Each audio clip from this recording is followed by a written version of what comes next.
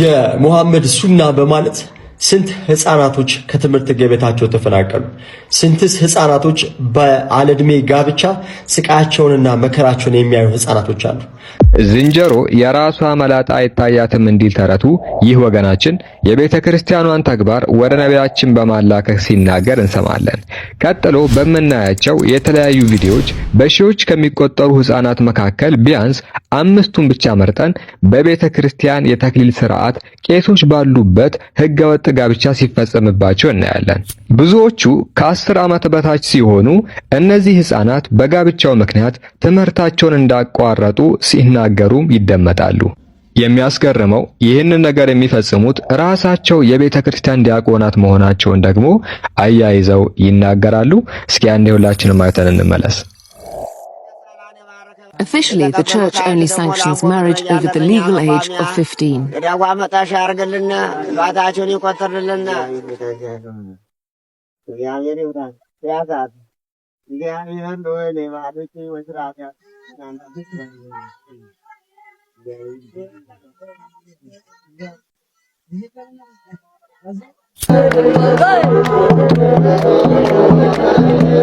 ዋላውቁትም በባህላችን አጭታም ይባላል። ሴት ደና ሴት የሚፈልግ ሶስቶች አማርጫለሽ በጣም ያፈር ነበር።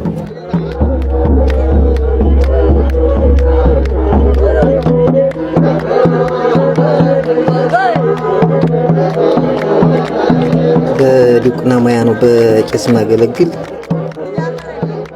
ፈለግት ቢያንስ ተምሮ የጨረሰ ሰው ሳይሆን በትምህርት ላይ ያለ ሰው እድሜው ገፋ ካለ በኋላ ገብቶ ትምህርት ቤት ኋላ ትምህርቱን እስከሚጨርስ በጣም ይተላለፈዋል። ወይም ወንድ ሳውቅ አይቀመጥም እስከዚያ ድረስ ያለ ሰው። ምክንያቱም ተምሮ የጨረሰ ሰው እድሜ ገደቡ ለቄስ አይሆንም። በእኛ በገጠር ጋር ጊዜ ፈረንጅ ምናምን መጣ ሲባል በቃ እድለኛ ነች ምናምን እያሉ ነው እንትን ሲል ነበር።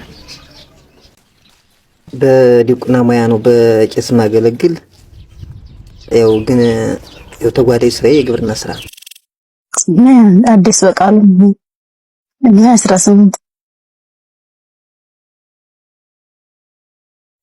ዓመት ተኩል ልጅ ነበር። ከሰዓት እሑድ ሌሊት ቤተክርስቲያን እንሄድ ተባለ። እንደተለመደው መስሎኝ ሄድኩኝ።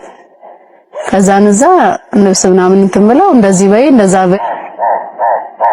እኔ ግን የሆነ ደግሞ ተስፋ ነበር መማር እንዳለብኝ ራሴን ሳምነዋለሁ ቃል ጊዜ እና በዛም ውስጥ ራሱ አንድ ቀን እማራለሁ ማለት ራእይ ያለኝ ቃል ጊዜ እና ትምህርት ቤት ባጠገብ ነበር አጋጣሚ ተሰርቶ እንዴ ያለኝ ብዙ ለምን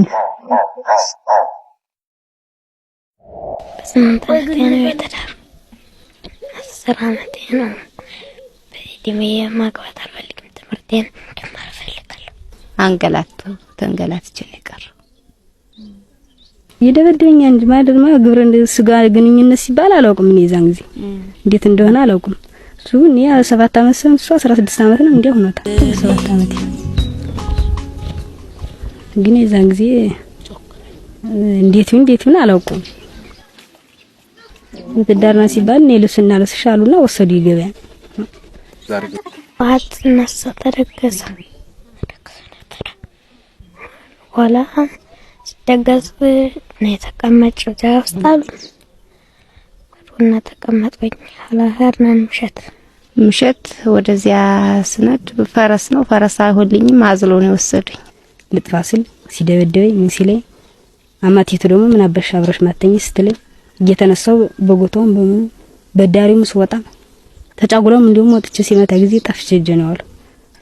ተመጀመሪያ ቀን ጀምሮ ያው እኔ ደስተኛ አይደለሁም ምንም አላውቅም። እዚያ ደስተኛ አይደለሁም። ያው ሳለቅስ ነው የሰነበት ማለት ነው። እናት አባቴ ጠፍቼ ሰደም አንቺ ምን አባሽ ያው ተቀመጭ እንጂ የጋላሞታ ልጅ ወይም የቁሞ ቀር ልጅ ብለሽ የምታሰድኝ ምን አባሽ ነው እያሉ እያባረሩ ሲሰዱ እናት ሴት ልጅ ኖርኝ አስተምራታለሁ አልጥራትም። ዛሬ ሰው ሁላ ሲዳር ሲጎራርስ እጅ ለሽ ተጊዞ ሲሄድ በጣም ቀናለሁ። የኔ ውስጥ ቅይት ይበቃል ያሉ ነው።